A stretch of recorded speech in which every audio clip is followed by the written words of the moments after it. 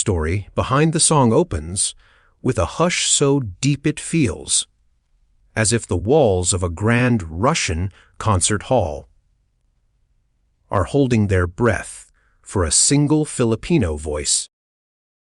In the center of that vast silence stands a young girl from Iloilo, small beneath the towering lights, yet carrying something older than memory and stronger than fear.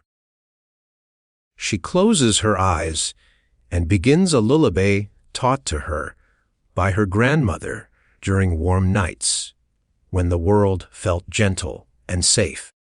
The first notes drift out like soft moonlight, and the audience leans forward without meaning to, caught by a sound that feels like home, even to people thousands of miles away. The lullaby travels across the hall with the warm pulse of the Philippines, tucked inside every syllable. It rises and falls like waves on a calm shore. And the Russians who moments earlier expected a simple performance now find their eyes stinging, because this voice carries both love and longing in a way that pulls at something deep within them. The story behind the song wraps itself around the moment, showing how a melody born in a humble Filipino home can cross oceans and break open the hearts of strangers who do not even share the same language. The grand Russian hall glows under crystal chandeliers as the young girl from Iloilo steps onto the stage with a small tremble in her hands. The story behind the song follows her quiet steps as the audience settles into a silence that feels almost sacred. She glances toward the balcony where foreign faces wait with polite curiosity, unaware that a piece of the Philippines is about to unfold before them. She clutches the memory of her grandmother, humming this same lullaby under the yellow glow of a kerosene lamp back home. When she inhales, the sound that leaves her chest is fragile at first, like a candle flickering in a cold room.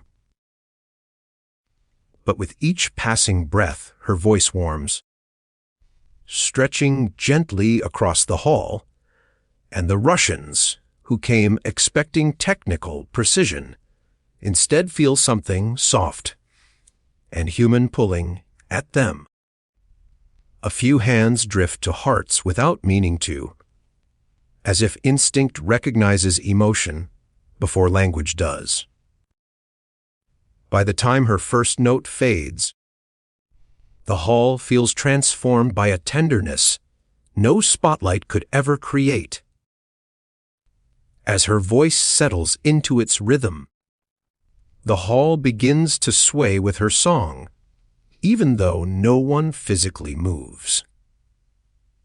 The lullaby drifts like a warm breeze through a winter landscape, and the contrast is almost too much for the listeners to hold. A man in the second row, a stern violinist known for never showing emotion, feels his throat tighten as memories of his own mother, brushing his hair open like old doors inside him. The girl keeps her eyes lowered, not out of fear, but because she is following the memory of her grandmother's hands, resting on her shoulders as she taught her this melody. The song carries the scent of rice fields after rain, the sound of crickets at dusk, the comfort of a home made of stories and love. Without realizing it, the audience grows quieter still, leaning into the sound, as if trying to wrap themselves in the warmth, she brought from a tropical island far, from this snow-covered city. The story behind the song deepens as the lullaby enters its most emotional rise. Her voice grows fuller, touched by the ache of distance, the weight of missing home, and the gratitude for the people who shaped her. The melody lifts into the upper reaches of the hall, brushing against marble pillars and echoing softly like a prayer. A woman near the aisle, bundled in a thick coat, presses her fingertips to her lips as tears form at the corners of her eyes. She does not understand the language, yet the emotion sweeps through her with a force she cannot resist. Even the conductor, standing offstage, lowers his head in awe, because he realizes this is not a performance, but a memory being sung alive. The Filipino warmth in her voice turns the vast hall into something gentle, and for a moment, every listener feels strangely held. Others call the lullaby was meant just for them. As she moves into the quietest part of the song, the hall feels suspended in time. Her voice softens to a whisper that barely brushes the microphones, and yet it fills every corner of the room with astounding clarity. She remembers the nights when her grandmother sang this lullaby to ease the heaviness in her young heart, telling her that music carries the love we cannot speak. That memory guides her now, threading itself through her voice, until the entire hall feels wrapped in a single breath of compassion. A young Russian girl in the front row, no older than 8, clutches her mother's sleeve, because something about the sound reminds her of being tucked in at night. Even the technicians backstage stop working, sensing they are witnessing more than a performance. The lullaby becomes a soft blanket, laid gently across strangers who moments earlier shared nothing but proximity. The final rises with a delicate strength that surprises even her.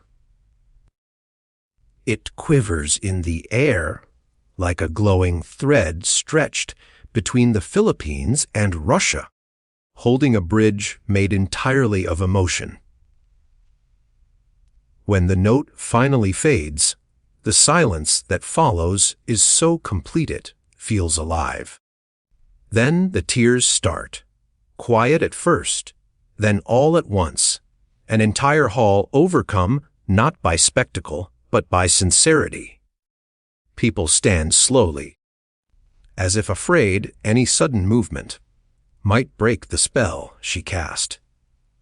A wave of applause surges forward, thunderous yet full of trembling admiration. The story behind the song lingers in her chest as she bows, overwhelmed by the truth that a lullaby sung in a humble Filipino home traveled across oceans and touched the hearts of strangers who needed its warmth just as deeply.